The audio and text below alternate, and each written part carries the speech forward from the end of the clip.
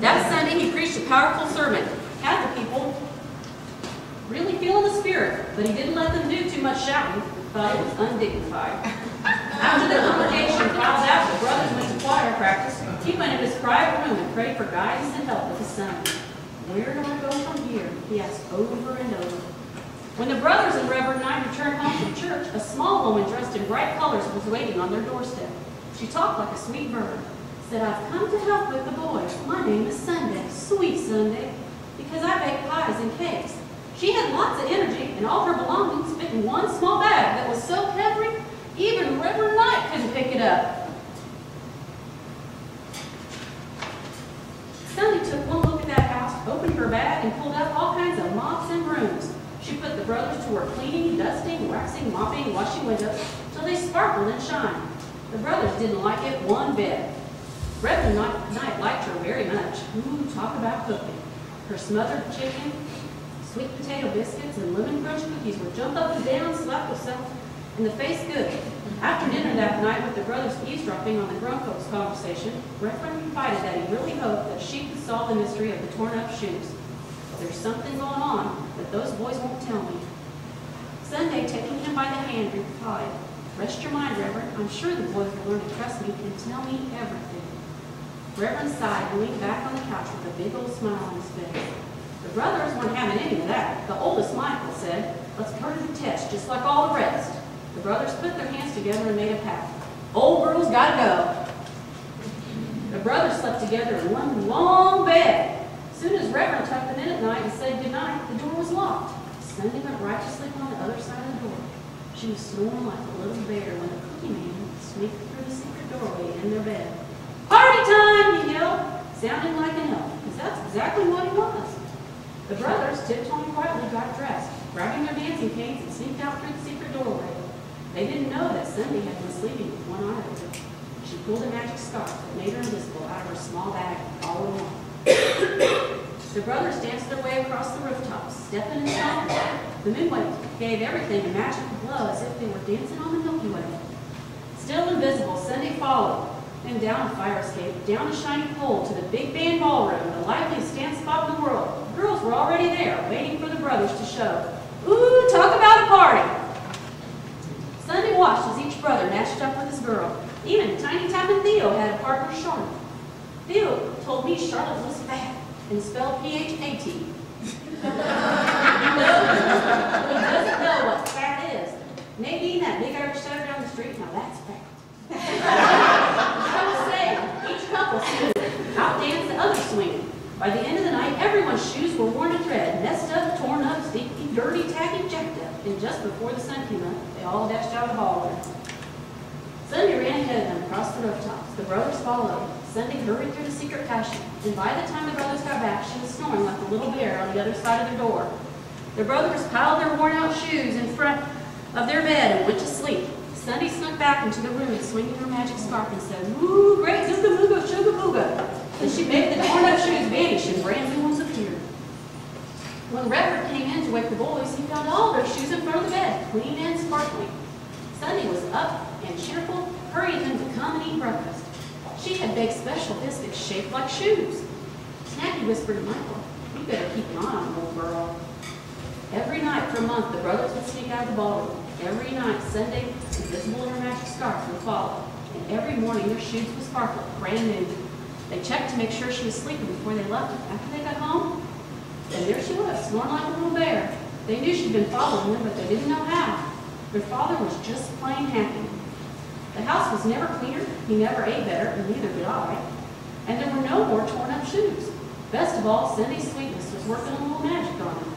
"How do you keep those boys' shoes so clean?" he'd ask her, looking a little starry-eyed, and she'd answer, "Oh, I just stay close to them without getting in their way."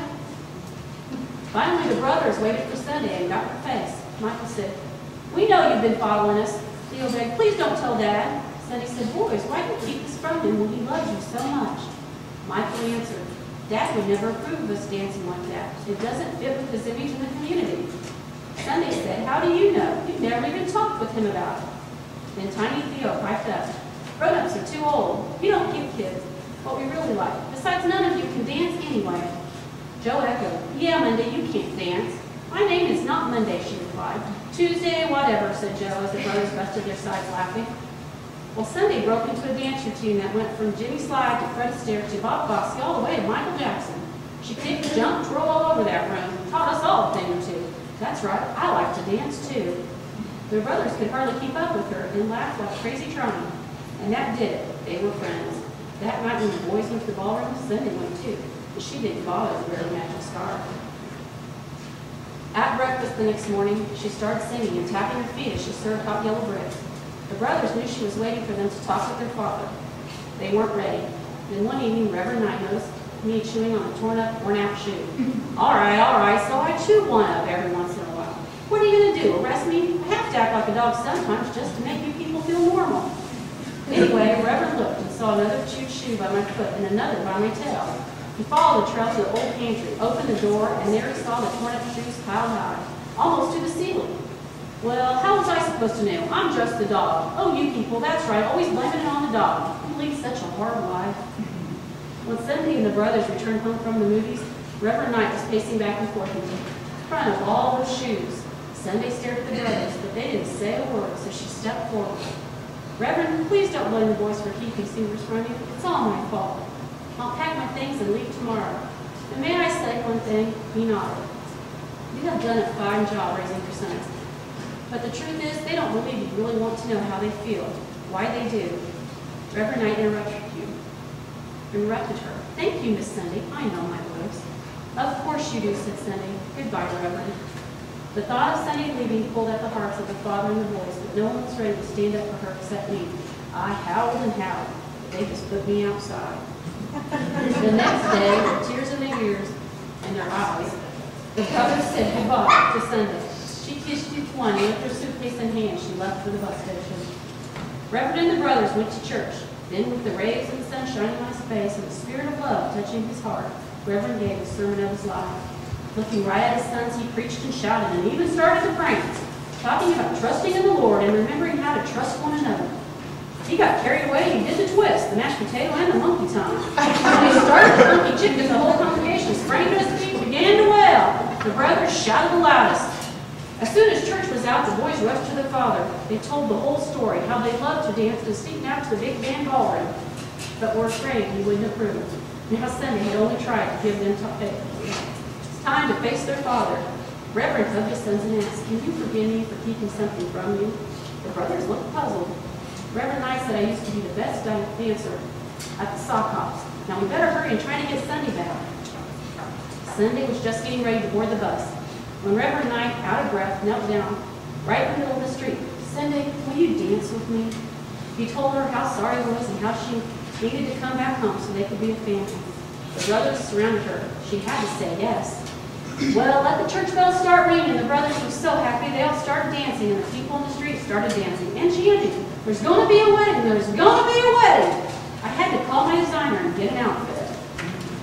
Sunday and Reverend were married and had the reception at the Big Band Ballroom. What a party that was. Oh, and they all lived happily ever after, except me. Treated me like a dog, put me outside till somebody went and gave them a cat. I'm telling you, you just can't trust people.